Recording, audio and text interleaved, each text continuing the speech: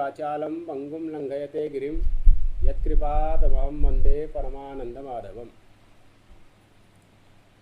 बोलिए।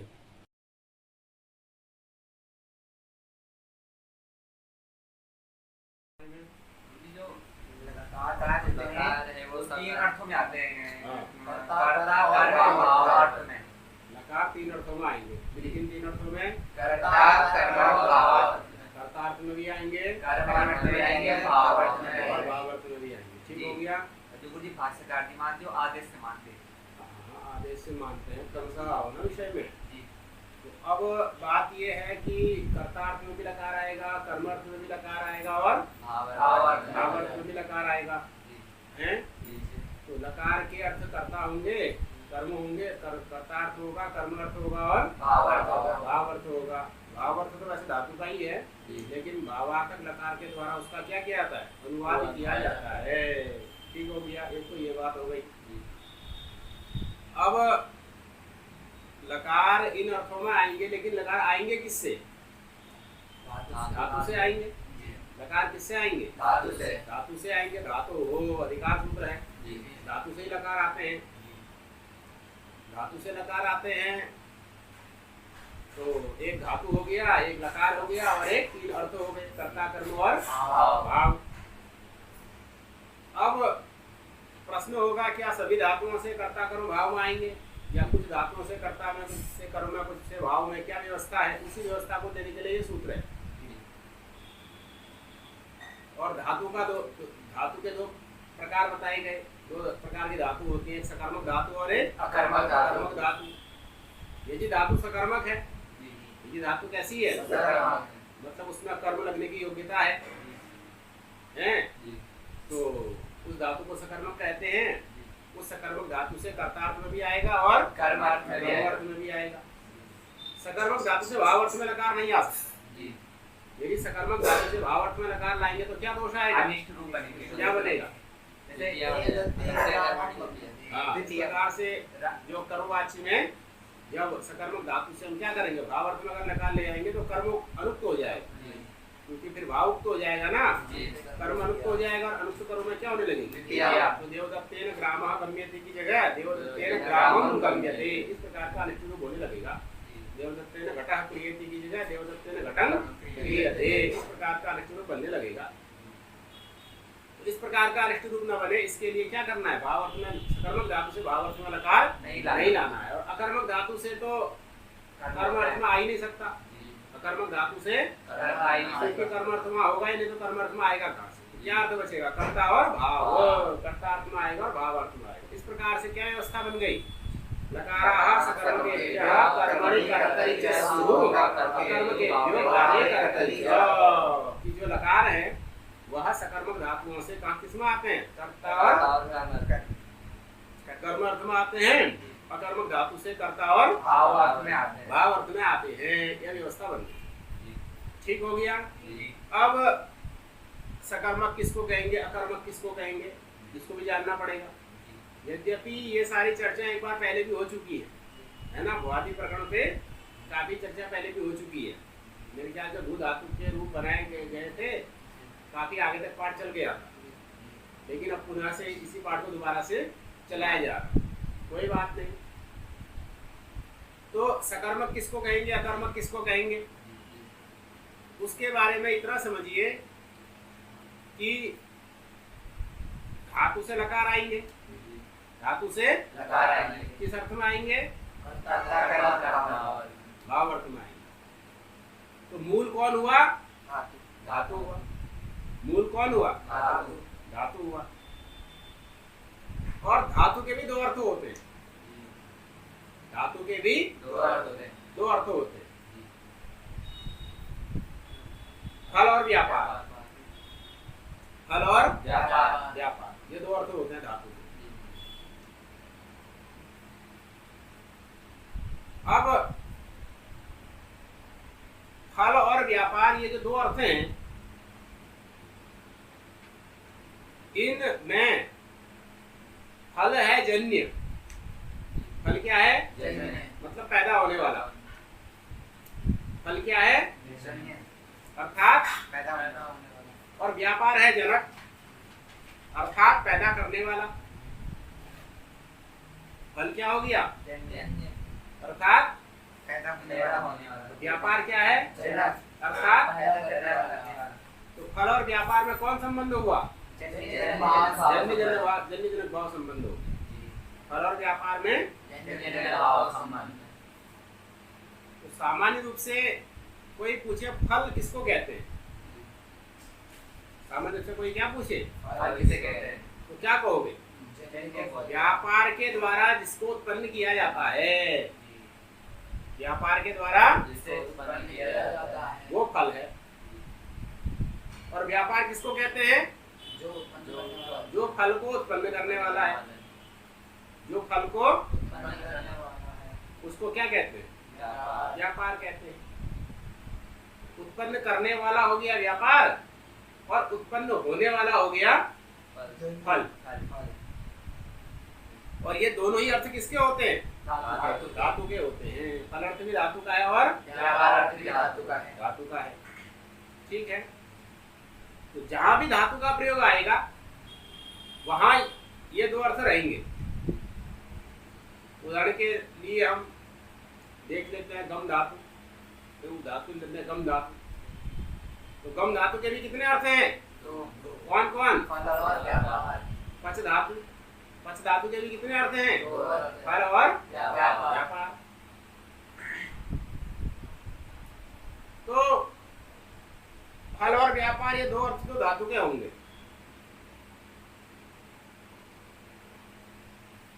लेकिन होता क्या है कि कई स्थल ऐसे होते हैं जहां पर फल कहीं और होगा, फल किसी और में रहेगा और व्यापार किसी और में रहेगा।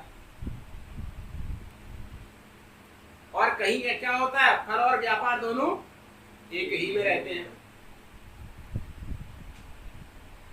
कई जगह क्या होता है, फल कहीं और रहेगा और कहीं क्या होगा, एक ही जगह रहेंगे। तो जहां पर फल और व्यापार अलग अलग जगह रहेंगे, जहां पर वो धातु क्या कहलाएगा? सकर्मक। वो धातु क्या कहलाएगा? और जहां फल और व्यापार नहीं, क्या बोला मैंने? जहां फल और व्यापार जहां फल और व्यापार एक ही जगह रहेंगे वो धातु हो जाएगा अकर्मक। जहां फल और व्यापार अकर्मक और जहां फल और व्यापार अलग अलग जगह रहेंगे वो धातु हो जाएगा सकर्मक। है कि नहीं? इसके लिए आपको करना क्या होगा? इसके लिए आपको धातु के जो दो अर्थ है ना, पहले उन दो अर्थों को जानना होगा। धातु के जो दो अर्थ हैं उन दो अर्थों को जानना होगा। पहले तो आपको धातु के दो अर्थ जानने होंगे कि इस धातु के दो अर्थ तो है, लेकिन वो दो अर्थ कौन है? क्योंकि जब तक आपको धातु के दोनों अर्थों का ज्ञान नहीं होगा तब तक आप ये निर्धारण नहीं कर पाएंगे कि फल कहाँ है और व्यापार कहाँ है। ठीक है? इसीलिए है क्या कि प्रत्येक धातु के जो दो अर्थ होते हैं ना, वो बताए गए, वो सब पारिभाषिक है। वो सब क्या है? पारिभाषिक। वो धीरे धीरे पढ़ते पढ़ते अभ्यास से आ जाते, अपने आप आ जाते। जैसे पच धातु है, क्या है? पच धातु के दो अर्थ हैं, कौन कौन? तो वो फल और व्यापार कौन है? तो उसको बोला जाता है विक्लिप्त अनुकूल व्यापार। पच धातु का अर्थ क्या बोला जाता है? विक्लिप्त अनुकूल व्यापार, है ना? पच धातु का अर्थ क्या बोला जाता है? विक्लिप्त अनुकूल व्यापार, ऐसा बोला जाता है। ठीक है ना? तो विक्लिप्त अनुकूल व्यापार ऐसा अर्थ पच धातु का बोला जाता है। ऐसे गम धातु का अर्थ क्या बोला जाता है? उत्तर देश संयोगानुकूल व्यापार। गम धातु का अर्थ क्या बोला जाता है? उत्तर देश व्यापार। ये किसका अर्थ बोला जाता है? गम धातु का। पच धातु का अर्थ क्या बोला जाता है? नित्यनुकूल व्यापार। विक्लिप्तानुकूल व्यापार। तो पच धातु का अर्थ हुआ विक्लिप्तानुकूल व्यापार, गम धातु का अर्थ क्या हुआ? उत्तर देश संयोगानुकूल व्यापार है ना। ऐसे ही शिंग धातु है, शिंग है ना, स्वप्न, उसका अर्थ समझिए सुखानुकूल व्यापार, सुखानुकूल व्यापार। ठीक है। अब घटा के देखिए, एक धातु कोई ले लीजिए, जैसे गम धातु है। गम धातु का अर्थ क्या है? उत्तर देश संयोगानुकूल व्यापार। उत्तर देश संयोगानुकूल व्यापार। संयोगानुकूल व्यापार, ये गम धातु का अर्थ होगा। ठीक है। होता क्या है कि गम को का अगर हम सामान्य रूप से प्रयोग करें, सामान्य भाषा में गम धातु का अगर हम प्रयोग करना चाहें, सामान्य भाषा में अगर हम गम धातु का प्रयोग करना चाहिए। तो क्या कहेंगे हिंदी में? वाक्य क्या बोलेंगे? जाता है, यही तो बोलेंगे, जाता है। हिंदी में अगर हम गम धातु का प्रयोग करना चाहें तो क्या बोलेंगे? जाता है, यही कहेंगे। पच धातु का प्रयोग करना चाहें तो क्या कहेंगे? पकाता है ना। शीम धातु का प्रयोग करना चाहेंगे तो क्या बोलेंगे? सोता है। भू धातु का प्रयोग करना चाहेंगे तो क्या बोलेंगे? होता है। पट धातु का प्रयोग करना चाहेंगे तो क्या बोलेंगे? पढ़ता है, यही तो बोलेंगे। तो मान लिया हम गम धातु का प्रयोग कर रहे हैं, किसका प्रयोग कर रहे हैं? गम धातु का। तो क्या बोलेंगे? जाता है। जाता है, यही बोलेंगे ना। अब हमने कहा जाता है, जाता है मतलब वह जाता है, राम जाता है, श्याम जाता है, कोई ना कोई जाने वाला तो होगा ही, है ना, जिसके लिए हम कह रहे हैं कि जाता है। तो मान लिया हमने क्या बोल दिया? राम जाता है, राम जाता है, जाता है, ये हमने बोल दिया, मतलब गम धातु का प्रयोग कर दिया। अब हमने जब कहा राम जाता है तो निश्चित है वो कहीं ना कहीं जा भी रहा होगा, कोई ना कोई ऐसा उसका उद्देश्य होगा, स्थान जहां वो जा रहा होगा। है, घर जाता है, विद्यालय जाता है, बाजार जाता है, कहाँ जाता है? कहीं ना कहीं तो जा रहा होगा ना जी वो। कहीं ना कहीं जाने के लिए ही घर से चला, घर से अपने चला तो कहीं ना कहीं पहुंचने के लिए तो चला। इतनी बात हो गई। अब जब हमने कहा राम जाता है, इसको पूरा बाकी क्या बोलेंगे? राम विद्यालय जाता है, राम कहीं ना कहीं तो जाएगा ही। राम विद्यालय जाता है, राम घर जाता है, राम बाजार जाता है। तो जब हम कह रहे हैं कि राम विद्यालय जाता है, तो यहाँ पर जो गम धातु का हमने प्रयोग किया जाता है, इस गम धातु के दोनों अर्थ आ गए। इस गम धातु के दोनों अर्थ आ गए। गम धातु का अर्थ क्या था? उत्तर देश संयोगान। गम धातु का तो सामान्य से हिंदी में प्रयोग करेंगे तो जाता है बोलेंगे, लेकिन जो एक मैंने पहले बताया, प्रत्येक धातु का अपना एक पारिभाषिक अर्थ है। प्रत्येक धातु का अर्थ है, वो धीरे धीरे आपको पढ़ने से अभ्यास में आएगा। जैसे मैंने गम का बता दिया, उत्तर देश संयोगानुकूल व्यापार, ऐसे पच का हो गया विक्लिप्तानुकूल व्यापार, सिंह का बताया सुखानुकूल व्यापार, ये सब पारिभाषिक अर्थ हैं। बहुत सारे अर्थ तो बाल गणनाकार ने वो जो एक 16 धातुएं है ना, उन 16 धातुओं के अर्थ टीका में भी दे रखे हैं। हालांकि वो शेखर के ही है, सब शेखर में है, शेखर की बात उन्होंने भी लिखी है बाल गणना टीका में। जो 16 धातु है ना, 2055 कर्म की धातु है, कर्म की 16 धातु है, उनके अर्थ फल व्यापार और सब उन्होंने अपनी टीका में दे रखे, शेखर की बातें सब लिखी है। तो ये सब एक पारिभाषिक है, ये आपको धीरे धीरे अभ्यास से ही आएगी। तो गम धातु का अर्थ क्या हुआ? उत्तर देश संयोगानुकूल व्यापार, गम धातु का अर्थ हो गया। ठीक हो गया। अब देखिए प्रक्रिया को, देखिए कि राम जाता है, राम जाता है। तो जब हमने कहा राम जाता है तो दिमाग में ये बात आती है कि राम पहले घर में होगा, फिर वहां से उसने पैरों को चलाना शुरू किया, पैरों को इसको बोलते हैं पाद प्रक्षेप। क्या बोलते हैं? पादों का प्रक्षेप किया, पैरों को चलाया, एक दो ऐसे ऐसे चला, ये पाद प्रक्षेप उसने किया। तो ये पाद प्रक्षेप करते करते करते करते एक ऐसी स्थिति आई जहां पर जाकर के वो रुक गया। पाद प्रक्षेप हमेशा थोड़ी करता रहेगा, क्यों जी? कहीं जाके तो रुकेगा, ये चलता ही जाएगा, कहीं रुकेगा। जो उसका अभीष्ट स्थान है वहां पर जाकर के वो क्या हुआ? तो अभीष्ट स्थान में जाकर के रुक गया। क्यों रुक गया? क्योंकि उसका अभीष्ट स्थान के साथ संयोग हो गया, मिलन हो गया, उसने उसको प्राप्त कर लिया। तो राम का जो उसके अभीष्ट स्थान विद्यालय इत्यादि के साथ मिलन हुआ, उसी को हम क्या बोलते हैं? संयोग। उसका उसका संयोग हो गया ना। जैसे आप अपने घर से आए, जैसे आप ही कहां से आए? घर से आए, तो यहाँ पहुंचने के बाद भी चलता ही रहे क्या? यहाँ पहुंचने के बाद आप बैठ गए। इससे पहले जो आपने पाद प्रक्षेप किया वो यहाँ आकर के क्या हो गया? समाप्त हो गया। क्यों समाप्त हो गया? क्योंकि आपका जो उद्देश्य था, अभीष्ट स्थान था, उसकी प्राप्ति आपको हो गई, उसके साथ आपका क्या हो गया? संयोग हो गया।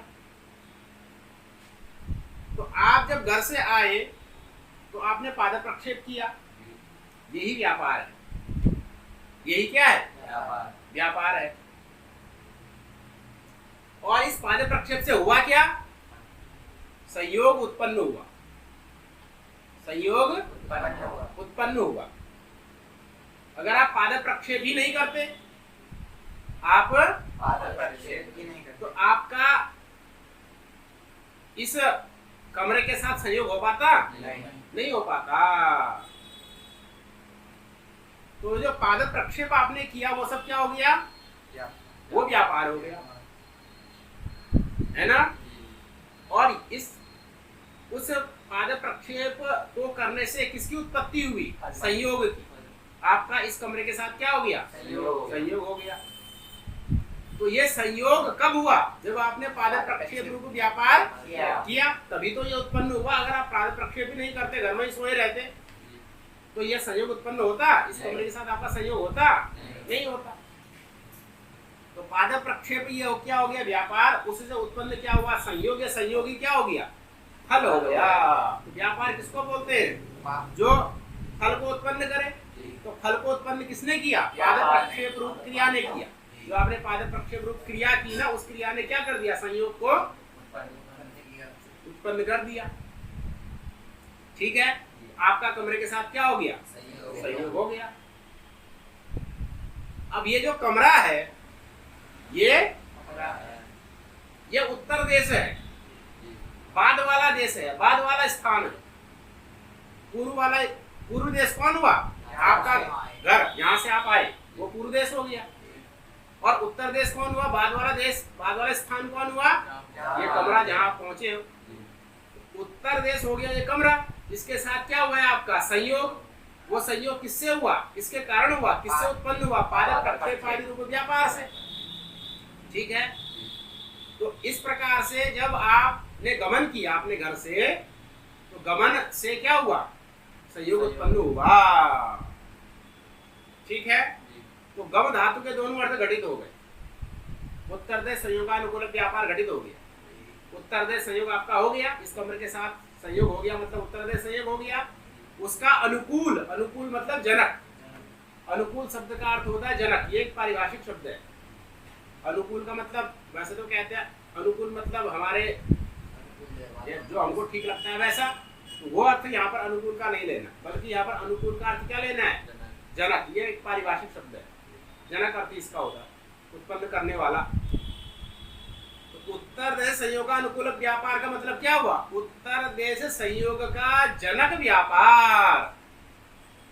उत्तर देश संयोगानुकूल व्यापार का अर्थ क्या हुआ? जो व्यापार, वो किसका अर्थ है? गम धातु का अर्थ है। उत्तर देश संयोग का जनक जो व्यापार, वो व्यापार किसका अर्थ है? अब व्यापार से कौन सा लेना है? ये व्यापार सब जगह अलग अलग होता है। हर धातु का व्यापार क्या होता है?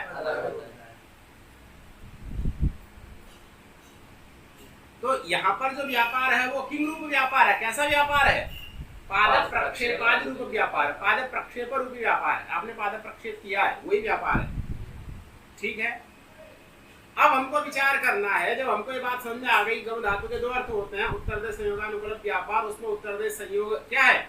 इस कमरे के साथ आपका जो संयोग हुआ वो उत्तर देश संयोग हो गया, और उसको उत्पन्न करने वाला जो आपने पाद प्रक्षेप रूप व्यापार किया वो व्यापार हो गया। ये दोनों गम धातु के अर्थ हैं। अब ये दोनों अगर अलग अलग जगह रहेंगे, पाद प्रक्षेप रूप व्यापार और उत्तर देश, ये दोनों अगर अलग अलग व्यक्तियों में रहेंगे, ये दोनों अलग व्यक्तियों में रहेंगे, तो ये गम धातु सकर्मक हो जाएगी।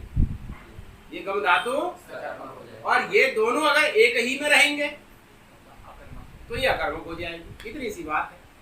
ठीक है, अब देखिए, जब आप घर से चले तो आपने क्या किया? रूप व्यापार किया।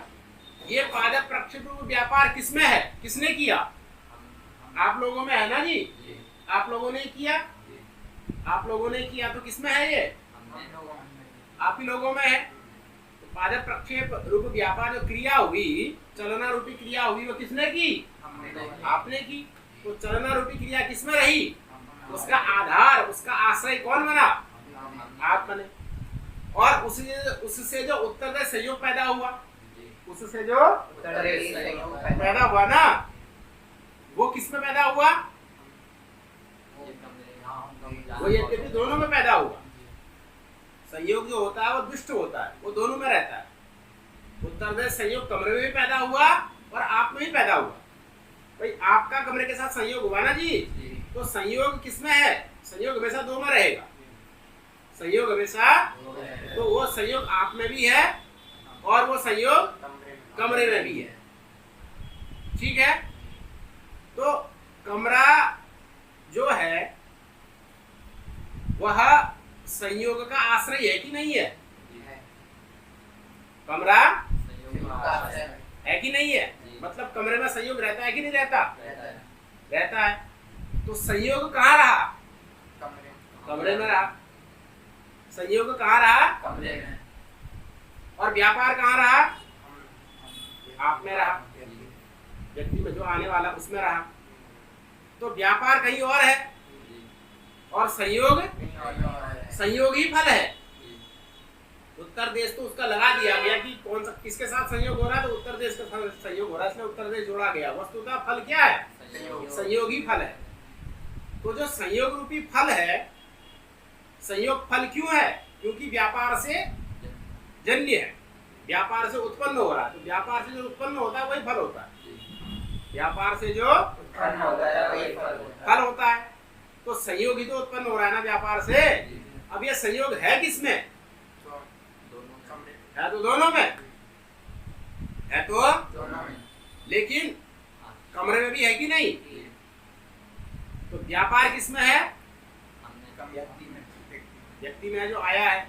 और संयोग रूप फल किसमें है? कमरे में। व्यक्ति में भी है, व्यक्ति में होने के साथ साथ कमरे में भी है कि नहीं है? तो अलग अलग जगह रहा कि नहीं रहा? व्यापार कहाँ रहा? व्यापार व्यक्ति में। संयोग कहाँ रहा? कमरे में रहा। ठीक है, तो ये गम धातु क्या हुए? सकर्मक की अकर्मक? अकर्मक हो। जहां पर फल अलग जगह रहे, व्यापार अलग जगह रहे, वो धातु क्या होती है? अकर्मक। हाँ, फल और व्यापार जहाँ विभिन्न अधिकरणों में रहे, फल और व्यापार जहाँ क्या रहे? अलग अलग जगहों में रहे, वो धातु क्या होती है? सकर्मक। फल व्यधिकरण व्यापार वाचकत्वम सकर्मकत्वम। लिख लो लक्षण। फल व्यधिकरण, फल व्यधिकरण व्यापार वाचकत्वम सकर्मकत्वम। फल व्यधिकरण व्यापार वाचकत्वम सकर्मकत्वम।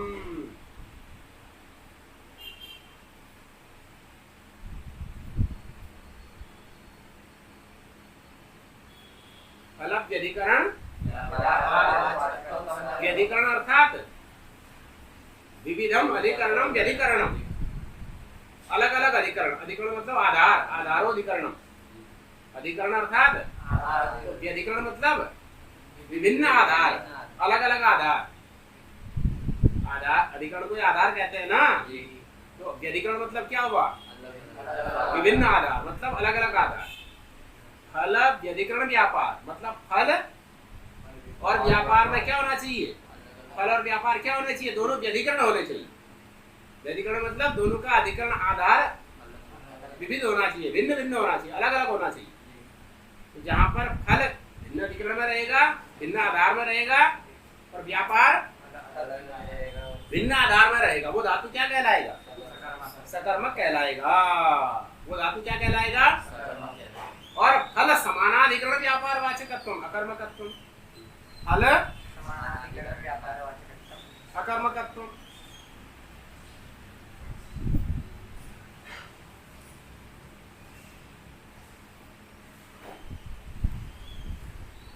फल समानाधिकरण जहाँ फल और व्यापार क्या रहे? एक ही में समानाधिकरण, समान हो अधिकरण।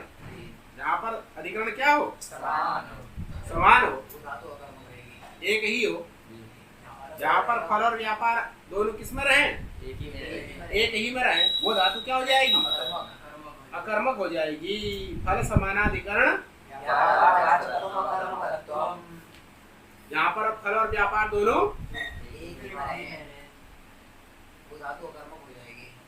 जैसे हमने कहा सोता है, क्या कहा? सोता है। सोता है, तो सोता है का मतलब क्या है? बिस्तर में गया, आंख बंद करी और खो गया, मतलब सो गया। और उस अवस्था में उसको सुख की प्राप्ति भी होती है। उस अवस्था में उसको क्या होती है? सुख की प्राप्ति, है ना? तभी तो उठता है, अरे भैया मूड फ्रेश हो गया, आज क्या हो गया? मूड फ्रेश हो गया। थोड़ा सिर दर्द हो रहा था, 1 घंटा 2 घंटा सोया, मूड क्या हो गया? फ्रेश हो गया। कहता है ना आदमी, मतलब उसको सुख मिला, उसको क्या हुआ? सुख की प्राप्ति हुई उसको, तभी ना वो दोबारा से स्वस्थ हो गया पूर्ण रूप से। तो अब देखिए, जो सुख प्राप्त हुआ उसको यही फल है। जो उसको क्या प्राप्त हुआ? यही क्या है? लेकिन उस सुख को प्राप्त करने के लिए उसने कोई ना कोई क्रिया की है, कोई ना कोई उसने क्या की है? क्रिया की है। ऐसी तो सुख प्राप्त नहीं हो गया है। क्या किया उसने? बिस्तर में आया, लेटा, फिर आंख बंद करी, है ना? ये सब छोटी छोटी क्रियाएं की। उसके बाद जाकर के एक ऐसी अवस्था में गया जहाँ उसको सुख की प्राप्ति हो गई। उस सुख को प्राप्त करने से पहले उसने कुछ किया कि नहीं किया? है ना? वही आके एकदम लंबा हो गया बिस्तर में, है कि नहीं? आंख बंद बंद कर ली, बस एकदम लंबा हो गया। ये सब क्या है? यही क्रिया है। अब ये सारी क्रियाएं किसने की? किसमें है? इन क्रियाओं का आधार कौन है? वही व्यक्ति। और सुख भी किसको मिला? तो सुख है व्यापार फल, क्योंकि जो उसने क्रिया की उसी के कारण तो सुख उत्पन्न हुआ। अब बाहर सड़क पे ही चलता रहता, सड़क पे ही तो सुख मिलता और दुख मिलता और परेशान हो जाता, है कि नहीं? तो उसने उस सुख को लेने के लिए एक विशेष प्रकार की क्रिया की ना। कहीं कोई जगह देखी, बिस्तर देखा, उसमें जाकर के लेट गया, आंख बंद कर ली, सोचना विचारना सब छोड़ दिया। फिर उसके बाद एक ऐसी स्थिति आई जिसमें उसको सुख मिल गया। तो सुख भी किसको मिला? जिसने क्रिया की। और क्रिया भी किसने की? उसी व्यक्ति ने। क्रिया भी कहाँ रही? उसी व्यक्ति में। सुख भी कहाँ रहा? दोनों कहाँ रहे? है ना। एक ही तो सोता है, सिंह धातु का अर्थ सुखानुकूल व्यापार है, सुख का जनक जो, वो दोनों अलग अलग आधारों में है या समान आधारों में है।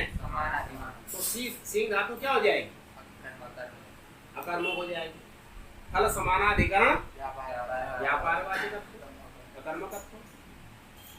फल का समानाधिकरण जहाँ व्यापार होगा, मतलब फल और व्यापार का आधार समान होगा, एक ही होगा, वो धातु क्या हो जाएगी, अकर्मक हो जाएगी। सिंह धातु क्या है, अकर्मक। सिंह धातु क्या है, अकर्मक है। ठीक हो गया। तो अब जब आप ये समझ गए सकर्मक और अकर्मक, तो अब जो गम धातु आया पहला वाला, उससे जब आप लकार लाएंगे, उससे जब आप किस अर्थ में लाएंगे, कर्ता और जो गम धातु सकर्मक है, उसे सकर्मक धातु से जब लकार लाएंगे तो किस अर्थ में लाएंगे, कर्म अर्थ में लाएंगे। और जो अकर्मक धातु है सिंह धातु, उससे जब लकार लाएंगे तो किस अर्थ में लाएंगे, कर्ता और भाव अर्थ में। ठीक है ना। जो अकर्मक सिंह धातु है उससे आप कर्म अर्थ में नहीं ला सकते, उससे आप क्यों, कर्म है नहीं ना, कर्म है ही नहीं। जब कर्म है नहीं तो कर्म अर्थ में लाओगे कहाँ से, कर्म है ही नहीं। कर्म किसको कहते हैं, तो उसके लिए कर्म सूत्र पढ़िए, है ना। कर्ता का उसकी क्रिया के द्वारा अत्यंत जिसको चाहता है, अत्यंत जो ईप्सितम है, ईप्सित नहीं ईप्सितम है, अत्यंत ईप्सित है मतलब ईप्सितम है, उसकी क्या होती है, कर्म संज्ञा होती है। तो जब सिंह धातु अकर्मक है, उसमें कर्म है ही नहीं, तो कर्म अर्थ में लकार कहाँ से लाओ, ला ही नहीं सकते। तो या तो कर्ता अर्थ में आएगा या भाव अर्थ में आएगा। कर्ता अर्थ में आएगा तो कर्ता उक्त हो जाएगा, तो कर्ता में प्रथमा हो जाएगी, क्योंकि जो उक्त होता है उसमें प्रथमा होती है। और भाव अर्थ में आएगा तो कर्ता में तृतीया हो जाएगी, क्योंकि भाव उक्त हो जाएगा, कर्ता अनुक्त हो जाएगा, इसलिए उसमें क्या हो जाएगी, है ना। तो राम शेते, राम किस अर्थ में लकार आया, कर्ता अर्थ। शेते में जो लट लकार का रूप है शेते, तो यहाँ जो लट आया उसके स्थान पर ते आया आत्मनेपद में, वो किस अर्थ में आया, इसलिए राम जो कर्ता है उसमें प्रथमा है, राम। और इसी सिंह धातु से अगर हम भाव अर्थ में लकार लाएंगे तो कर्ता अनुक्त होने से उसमें तृतीया हो जाएगी, और जो क्रिया है वो हमेशा प्रथम पुरुष एकवचन, और उसमें यक और आत्मनेपद और हो जाता है, भाव कर्मणो हो, सार्व धातु से यक, भाव कर्मणो से आत्मनेपद। तो शय्यते, रामेण शय्यते, इस प्रकार का रूप बन जाता है। तो राम शेते और रामेण ये किसके बन गए, शिव धातु के। कर्ता अर्थ में लाए राम शेते, भाव अर्थ में लाए रामेण शय्यते। गम धातु से कर्ता अर्थ में लकार लाओ, क्या बनेगा, राम गच्छति। गम धातु से कर्ता अर्थ में लकार लाएंगे तो कर्ता उक्त प्रथमा हो जाएगी, और गच्छति गच्छता गच्छति रूप चलते हैं, गम को गच्छा आदेश हो जाता है। इसी में आगे एक सूत्र आएगा, है ना, ईशु गमी यमाम छह, ईशु गमी यमाम छह। एक सूत्र और है, उपाग्राध वा सूत्र है ना, उपा को पे ग्रा को जिग्र मा को धम, ये सब आदेश करता है। ऐसे ही एक सूत्र है, ईशु गमी यमाम छह, ईश गम यम, ईश इश का इच्छति, गम का गच्छति, यम का यच्छति, ऐसे रूप चलते हैं। तो राम गच्छति ये कर्ता में आ गया, राम ग्रामम गच्छति, राम गच्छति ये किस में आ गया, कर्ता अर्थ में है। कर्म जब कर्म में आएगा तो ग्रामा बन जाएगा, तो कर्ता में तृतीया हो जाएगी फिर, क्योंकि कर्म उक्त हो जाएगा ना फिर, रामेण, फिर वो गम्यते में बदल जाएगा। गच्छति कहाँ बदल जाएगा, गच्छति गच्छतः, पठति पठतः, हसति हसतः, भवति भवतः, एजते वर्धते, ये सब कौन से वाच्य की क्रिया है, ये सब कर्तृवाच्य की क्रिया। गच्छति पठति हसति लिखति भवति, ये सब किस वाच्य की है, जिस अर्थ में लकार आएगा वो उक्त होगा। भाई या कर्ता में आएगा या कर्म में आएगा, दोनों में थोड़ी आएगा एक बार, एक बार में तो एक ही अर्थ में आएगा ना जी, या कर्ता में आएगा, या कर्ता में ही आएगा या कर्म में ही आएगा। वो कैसे बदलते हैं, कर्ता हमारा ही कर्म हमारा। कैसे पता चलेगा? तुम लाओगे कर्ता अर्थ में तो आएगा नहीं। जैसे गम धातु है, उससे किस अर्थ में लकार लाना चाहते हो? पहले बताओ, गम धातु सकर्मक की है कर्मक, सकर्मक, उससे किस किस अर्थ में लकार आएगा? कर्ता और कर्म, कर्ता और कर्म। अब किस अर्थ में लाना चाहते हो? कर्ता में, कर्ता अर्थ में लाना चाहते हो। कर्ता अर्थ में जब गम धातु से लकार आता है तो गम धातु का क्या रूप चलता है? गच्छति रूप चलता है। ठीक है, अब गच्छति में जो ती है वो किस अर्थ में आया है? कर्ता अर्थ में आया है। गच्छति में जो ती है वो किस अर्थ में लाए तुम? तभी ने गच्छति प्रयोग किया। अगर गम धातु से आप कर्म अर्थ में लकार लाना चाहते, गम धातु से आप तो गच्छति प्रयोग नहीं कर सकते थे। फिर आपको क्या प्रयोग करना पड़ेगा? गम्यते। गम्यते, बदल जाएगा, यक हो जाएगा, आत्मनेपद हो जाएगा। ठीक हो गया? तो आप जब कर्ता अर्थ का बोध कराना चाहते हैं, कर्ता अर्थ का, तब आप गम धातु से कर्ता अर्थ में लकार लाते हैं तो क्या रूप बनता है? गच्छति गच्छतः। भू धातु से जब आप कर्ता अर्थ में लकार लाना चाहते हैं तो क्या रूप बनता है? पठ धातु से जब आप कर्ता अर्थ में लकार लाना चाहते हैं तो क्या रूप बनता है? हस धातु से जब आप कर्ता अर्थ में लकार लाना चाहते हैं तो क्या रूप बनेगा? एद धातु से जब आप कर्ता अर्थ में लकार लाना चाहते हैं तो क्या रूप बनेगा? वृद्ध धातु से जब आप कर्ता अर्थ में लकार लाना चाहते हैं तो क्या रूप बनेगा? शीन धातु से जब आप कर्ता अर्थ में लकार लाना चाहते हैं तो क्या रूप बनेगा? शिंगो रूट एक सूत्र आएगा, रूट आगम होकर के शेरते रूप बनता है। समझ रहे हो ना? इन्हीं धातुओं से, अब इन धातुओं में अकर्मक भी आ गई तो कर्म अर्थ में तो आएगा नहीं, लेकिन जो सकर्मक है उनसे आप कर्म अर्थ में कर लकार लाना चाहेंगे। जैसे गम धातु से अगर आप कर्म अर्थ में लकार लाना चाहेंगे तो क्या रूप बनेगा? गम्यते। अब रूप बदल जाए, क्या रूप बनेगा? तो गच्छति गच्छता वच्छन्ति ये सब कर्तृवाची के रूप है। वही कर्म अर्थ में अगर लकार लाना चाहोगे तो गम का क्या रूप बनेगा? गम्यते गम्यते गम्यन्ते बन जाएगा। अब कौन उक्त है, किस अर्थ में लकार लाए हो? तो होश और वास में रख के बात किया कर, बोलता कुछ है। गम धातु से कर्म अर्थ में लकार लाना चाहोगे तो क्या रूप बनेगा? गम्यते। अब गम्यते में किस अर्थ में लकार लाए हो? कर्म अर्थ में। जिस अर्थ में लकार आएगा वही उक्त होगा, जिस अर्थ में आएगा वही होगा, और बाकी सब क्या हो जाएंगे? अनुक्त हो जाएंगे। तो गम धातु से किस अर्थ में लकार लाए? कौन उक्त हुआ? जो उक्त होगा उसमें प्रथमा होगी। आंख गांठ बांध लो, जो उक्त होगी उक्ते कर्मणि प्रथमा नहीं, उक्ते प्रथमा। उक्ते सर्वत्र प्रथमा ही होगा, प्रातिपदिक अर्थ मात्र में सर्वत्र प्रथमा हो जाएगी। कर्ता उक्त हो तो कर्ता में प्रथमा, कर्म उक्त हो तो कर्म में प्रथमा, कर्ण उक्त हो तो कर्ण में प्रथमा, संप्रदान उक्त हो तो संप्रदान में प्रथमा, अपादान उक्त हो तो अपादान में प्रथमा, संबंध उक्त हो तो संबंध में प्रथमा, अधिकरण उक्त हो तो अधिकरण में प्रथमा। जो भी उक्त होगा सब में प्रथमा होगा, और जो भी अनुक्त होगा उसमें तत्त विभक्तियां होगी। कर्ता अनुक्त होगा तो कर्तृकरणयोः तृतीया तृतीया हो जाएगी। कर्म अनुक्त होगा कर्मणि द्वितीया, अनभिहित का अधिकार चल रहा है, कर्मणि द्वितीया, अनुक्ते कर्मणि द्वितीया, द्वितीया हो जाएगी। कर्ण अनुक्त होगा तृतीया, कर्तृकरणयोः तृतीया। संप्रदान अनुक्त होगा चतुर्थी, चतुर्थी संप्रदाने। अपादान अनुक्त होगा अपादाने पंचमी। संबंध अनुक्त होगा षष्ठी शेषे। अधिकरण अनुक्त होगा सप्तम्यधिकरणे च। तो यहाँ किस अर्थ में लकार लाए हो? गम धातु से कौन उक्त हो गया? कर्म में कौन विभक्ति हो जाएगी? कर्ता में क्या होगी? तृतीया हो जाएगी। अनुक्त कर्ता में तृतीया हो जाती है।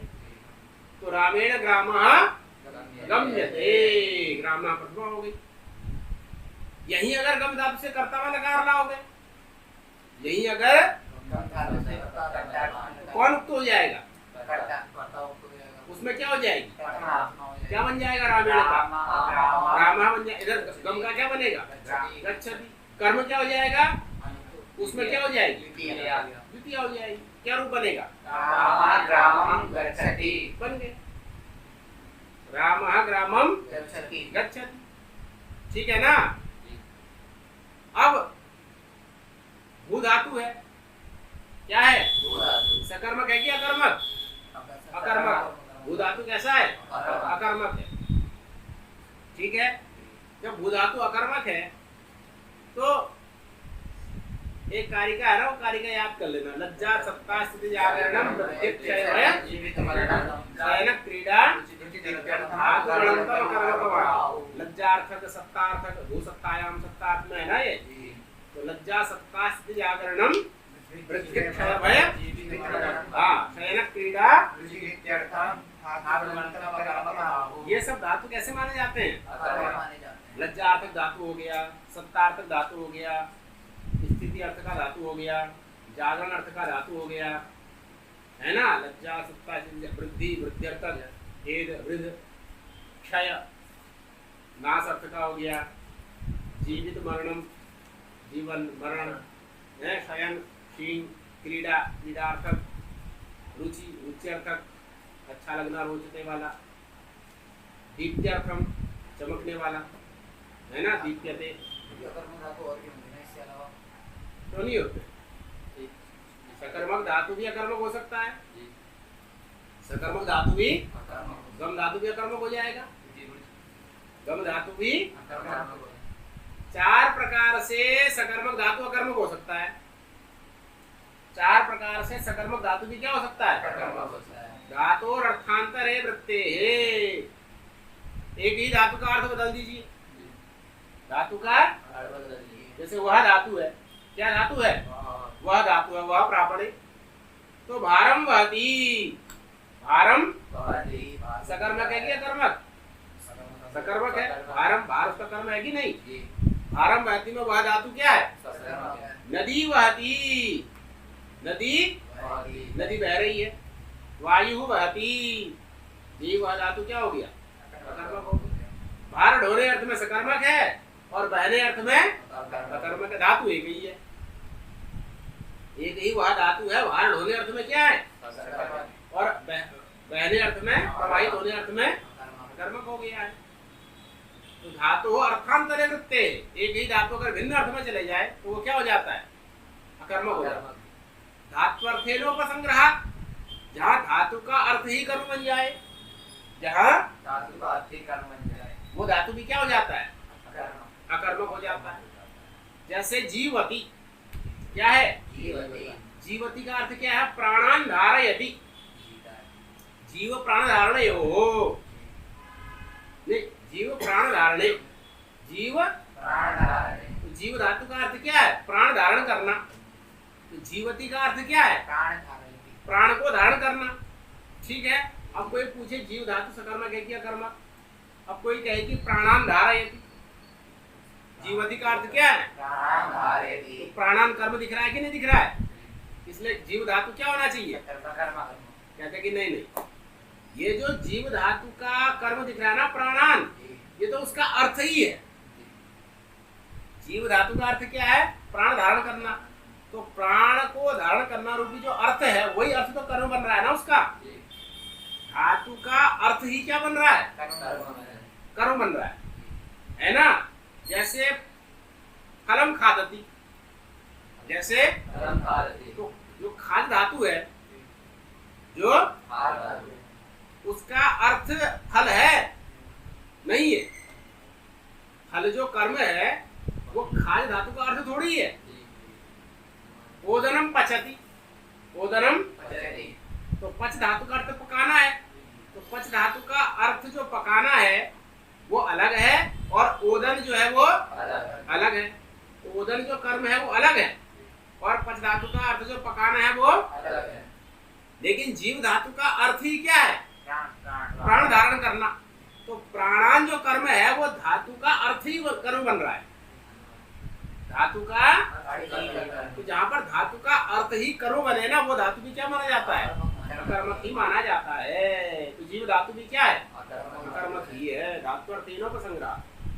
ऐसा ही एक उसमें वार्तिक आता है ना गति बुद्धि सूत्र में, शब्दाय पेर न, शब्दायते वो, हाँ वो शब्दाय धातु भी अकर्मक है, शब्दायति अर्थात शब्दों को तो वहां पर वो अकर्मक ही माना गया, ठीक है कि नहीं। तो धातु अर्थ है संग्रह और प्रसिद्ध है, कुछ धातु अकर्मक के रूप में प्रसिद्ध ही है, कुछ धातु जैसे लज्जा सत्ता स्थिति जागरणम जो बताया था अभी, वो सब धातु अकर्मक के रूप में क्या है, प्रसिद्ध ही है, ठीक है ना। अविवक्ष्यातः कर्मणः, कर्मणः अविवक्ष्यातः, जैसे कोई धातु सकर्मक है लेकिन हम उसके कर्म की क्या कर देते हैं, अविवक्षा कर देते हैं। धातु तो सकर्मक है लेकिन हम उसके कर्म की क्या कर देते हैं, अविवक्षा, मतलब कहना नहीं चाहते, वक्तुम इच्छा विवक्षा है ना, अविवक्षा मतलब कहना है, तो धातु सकर्मक लेकिन हम उसके कर्म को कहना नहीं चाहते, हमारी मर्जी नहीं कहना चाहते हम कर्म को, तो वो धातु की क्या बन जाएगा, जैसे गम धातु को ले लो, ग्रामम गच्छति, ग्रामम गच्छति, और हम ग्रामम को कहना नहीं चाहते, ग्राम जो कर्म है ना उसको हम कहना नहीं चाहते, तो ये गम धातु भी क्या बन जाएगा। अब इससे किस अर्थ में लकार आएगा, तो रामेण गम्यते, रामा गच्छति भी बनेगा, कर्तार्थ में आया, भावार्थ में आएगा तो क्या बन जाएगा, गम्यते बनेगा। अब यहीं पर अगर कर्म ले आओगे, यहीं पर अगर कर्म ले तो ये सकर्मक बन जाएगा, फिर गम्यते दोबारा गच्छति हो चले जाएगा, रामा ग्रामम गच्छति बन जाएगा। जिस अवस्था में आप उसके कर्म को नहीं कहना चाहते हो उसी अवस्था में वो अकर्मक रहेगा, जिस अवस्था में आप उसके कर्म को उसी अवस्था में वो क्या रहेगा, जैसे ही आप कर्म को कह दो, कहना चाहोगे या कर्म को ले आओगे वैसे ही वो क्या बन जाएगा, सकर्मक बन जाएगा। तो ये भी अकर्मक बनाने का एक तरीका है, मूल रूप में है वो सकर्मक ही, मूल रूप में वो क्या है, लेकिन अगर आप कर्म को नहीं कहना चाहते हो तो एक बार के लिए वो क्या बन सकता है, अकर्मक, उसको हम मान सकते हैं, तब उसका भाववाची में प्रयोग आप बना सकते हैं, रामेण गम्यते ऐसा बना सकते। लेकिन कुछ धातु ऐसे हैं उनको आप चाहकर भी सकर्मक नहीं बना सकते, जैसे सिंह धातु, रामशेते, रामेण शय्यते, है कि नहीं।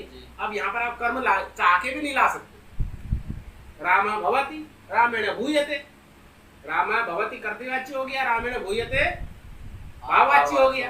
अब आप चाहो कि हम इसका कोई कर्म लगा दें,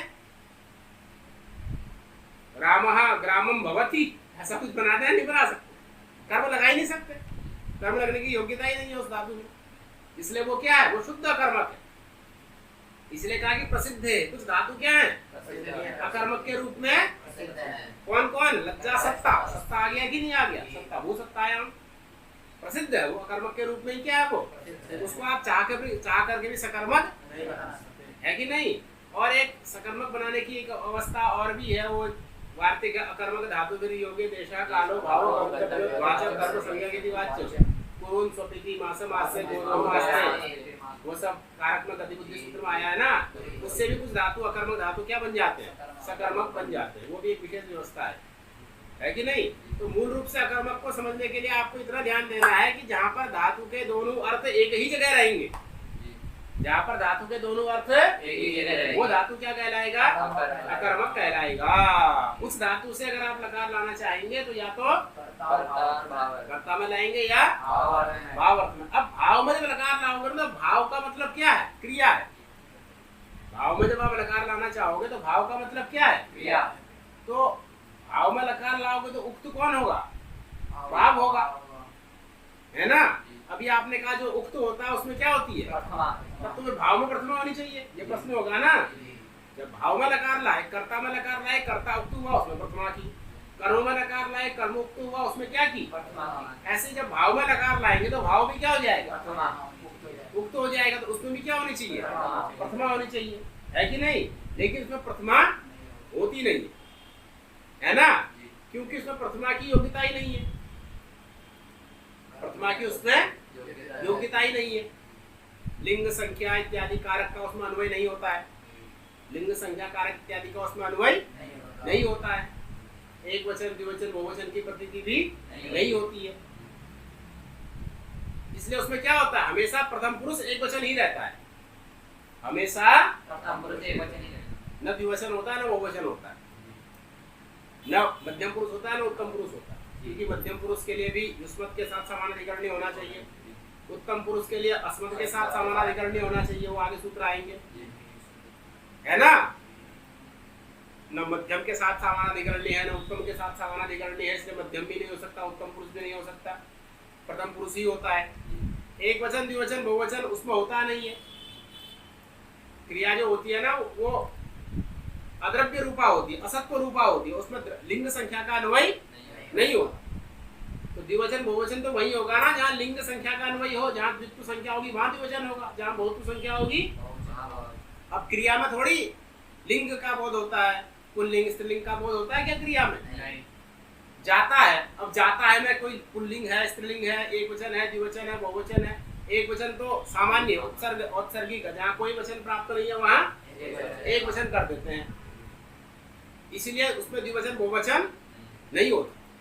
क्रिया में द्विवचन बहुवचन नहीं होता क्योंकि उसमें लिंग संख्या का अन्वय नहीं हो पाता, ठीक है। उसकी प्रतीति असत्व रूप में होती है, अद्रव्य रूप में होती है, द्रव्य रूप में नहीं होती, इसलिए उसमें एक वचन द्विवचन बहुवचन सामान्य रूप से एक वचन हो जाता है। महावास्य काल ने भी कहा एक वचन उत्सर्गतः करिष्यते, जहाँ कोई वचन प्राप्त नहीं है वहाँ क्या कर देंगे। और मध्यम पुरुष के साथ समानाधिकरणी नहीं है, युष्मत के साथ समानाधिकरणी नहीं है, इसलिए मध्यम पुरुष नहीं हो पा रहा है, अस्मत् के साथ नहीं है इसलिए उत्तम पुरुष नहीं हो पा रहा है, तो बचा क्या प्रथम पुरुष। इसलिए हमेशा जो भाववाच्य की क्रिया होगी उसमें प्रथम पुरुष एक वचन ही होगा, प्रथम पुरुष ही होगा और एक वचन ही होगा, और आत्मनेपद भी होगा, यक भी होगा, आत्मनेपद भी होगा और तो भू का भूयते, शी का शय्यते, एध का एध्यते। आत्मनेपद होने मात्र से भाववाची या कर्मवाची नहीं बनेगा। एधते आत्मनेपद तो है लेकिन यक नहीं है, वर्धते आत्मनेपद तो है लेकिन यक नहीं है, शेते आत्मनेपद तो है लेकिन यक नहीं है। एधते वर्धते शेते ये सब कर्तृवाची की क्रिया है, ये कर्मवाची की या भाववाची की नहीं है। ये तो कर्मवाची तो हो ही नहीं सकती, भाववाची की नहीं है। भाववाची में बनाने के लिए वो क्या करना पड़ेगा, एध्यते वर्ध्यते शय्यते भूयते, इस प्रकार से रूप बनेंगे। समझ आ रही है बात। तो भाव अर्थ में जब लकार आता है तो भाव अर्थ के उक्त का तात्पर्य ये है कि उसमें प्रथमा नहीं होती, उसमें केवल प्रथम पुरुष। तो रामेण भूयते, रामाभ्याम भूयते, रामैहि भूयते। एक राम हो तब भी भूयते, दो राम हो तब भी भूयते। रामेण एध्यते, रामाभ्याम एध्यते नहीं होगा, रामाभ्याम एध्यते, रामैहि। रामेण शय्यते, रामाभ्याम शय्यते, रामैहि शय्यते। ठीक है ना। कर्तृवाची में लाओगे तब बदल जाएगा। रामः शेते, शयाते, शेरते, हो गया ना। रामः शेते, रामो शयाते, रामः, क्योंकि कर्ता के हिसाब से चलेगा ना, फिर कर्ता के हिसाब से चल जाएगी क्रिया। कर्मवाची में जाओगे तो कर्म के हिसाब से दौड़ेगी। ग्रामः गम्यते, ग्रामौ गम्येते, ग्रामाः गम्यन्ते। कर्ता में तृतीया कर देनी है, कर्ता में क्या कर देनी है, तृतीया कर देनी है। तो इस प्रकार से आपके ये कर्तृवाच्य कर्मवाच्य भाववाच्य की व्यवस्था भी इसी सूत्र पर आधारित है। यही सूत्र कर्तृवाच्य कर्मवाच्य भाववाच्य का भी मूल है, ठीक है ना। तो कर्तृवाच्य कब होगा, कर्तृवाच्य का सामान्य अर्थ क्या हुआ, जहाँ पर कर्ता ही वाच्य हो, जहाँ पर वाच्य मतलब अर्थ, जहाँ वाच्य मतलब जहाँ पर कर्ता ही क्या हो, किसका अर्थ, किसका अर्थ, यही तिंग का लकार का भाई कर्ता अर्थ है किसका, लकार का, तिंग का ही तो है ना। तो जहाँ पर तिंग का अर्थ कर्ता होगा वो क्या हो जाएगा, कर्तृवाच्य हो जाएगा। वो कर्ता में प्रथमा हो जाएगी क्योंकि वो तिंग का अर्थ है, उक्त है, इसलिए प्रथमा हो जाएगी। जहाँ तिंग का अर्थ कर्म होगा वो क्या हो जाएगा, तिंग का वाच्य, तिंग का अर्थ जहाँ कर्म होगा वो कर्मवाच्य। अब कर्म उक्त है इसलिए प्रथमा हो जाएगी, कर्ता में तृतीया हो जाएगी अनुक्त होने से। जहाँ तिंग का अर्थ भाव होगा वो क्या हो जाएगा, भाववाच्य। अब चूंकि तिंग का अर्थ तो भाव है, उक्त भी है, उक्त होने के बावजूद भी उसमें प्रथमा की योग्यता नहीं है, इसलिए उसमें प्रथमा नहीं होती, प्रथम व्यक्ति नहीं होती। प्रथम केवल एक वचन होके रह जाता है, द्विवचन बहुवचन की योग्यता नहीं है, वो भी नहीं होता। युष्मत अस्मत के साथ उसका एक अर्थ नहीं बन पाता, एक अर्थता नहीं बन पाती, इसलिए वो मध्यम पुरुष उत्तम पुरुष में नहीं हो पाता, प्रथम पुरुष ही होता है। इसलिए भाववाच्य में प्रथम पुरुष एक वचन ही होके रह जाता है। तो सामान्य रूप से जहाँ भी गम्यते, भूयते, पठ्यते, लिख्यते, हस्यते इस प्रकार की क्रियाएं आएंगी, उनको समझिए या तो कर्तृवाची की क्रिया, या तो कर्मवाची की क्रिया या भाववाची की क्रिया। कर्तृवाची की क्रिया में कभी भी यो नहीं, यो बहुत कोई विशेष धातु होगा तो वही दिखाई देगा, अन्यथा भाववाची क्रिया में जब भाववाची का प्रयोग होगा तो उसमें कर्म नहीं होगा ना। कर्म कैसे होगा? कर्म धातु से तो भाववाची होता है ना, इससे पता चलेगा भाववाची से पता चल जाएगा भाववाची। नहीं सकर्मक धातु से भाववाची बन जाता है, कम धातु से भाववाची नहीं बनेगा क्या? रामेण गम्यते, गम धातु सकर्मक नहीं है क्या? वही तो बताया था ना अभी, कर्मणो विवक्षातः, कर्म की व्याख्या कर मया गम्य भी तो हो सकता है। मया गम्य गम्य तो होगा ही, क्यों नहीं होगा? ये तो भाववाची यही है, भाववाची बना रहे हो ना। अब यही पर अगर ये ले आओ, कर्म ले आओ, फिर क्या बनेगा? विद्यालयः गम्यते, विद्यालय गम्यते है ना। मेरे द्वारा 2 विद्यालयों को जाया जाता, तब क्या बनाओगे? मेरे द्वारा मया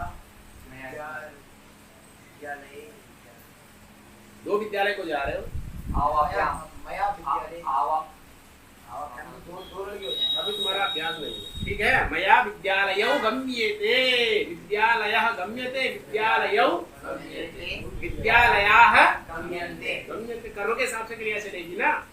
मया गम्यते तो आपने भाववाची बोल दिया, मया ये तो भाववाची बोल दिया, लेकिन इसमें कर्म लग सकता है ना, गम धातु है तो कर्म। अब कर्म अगर आपने लगा दिया तो मया विद्यालयः गम्यते, अब कर्म अगर 2 है तो फिर वो बदल जाएगा, कर्म के साथ विद्यालयौ विद्यालयाः है ना। मया भूयते, मया अब यहाँ कर्म नहीं लगा सकते आप चाह करके भी। मया आवाभ्याम भूयते, मेरे द्वारा हुआ जाता है या हम दोनों के द्वारा हुआ जाता है या हम सबके द्वारा हुआ जाता है, तो मया भूयते आवाभ्याम भूयते अस्माभिः भूयते। यहाँ आप चाह के भी कर्म नहीं लगा सकते, जैसे मया गम्यते में तो आपने कर्म लगा दिया, ऐसे मया भूयते में आप कर्म, क्योंकि भू धातु क्या है, गम धातु क्या था, बस आपने कर्म की विवक्षा कर दी थी, इसलिए वो कर्म की कोटि में आ गया था। जैसे ही आप कर्म की विवक्षा कर देंगे, कर्म ले आएंगे, फिर कर्म के हिसाब से क्रिया चल जाएगी, फिर वो परिवर्तन आ जाएगा। यही अंतर है, समझ में आ रही है कहानी? और कोई प्रश्न? आज के लिए इतना ही रखें, फिर हरि ओम।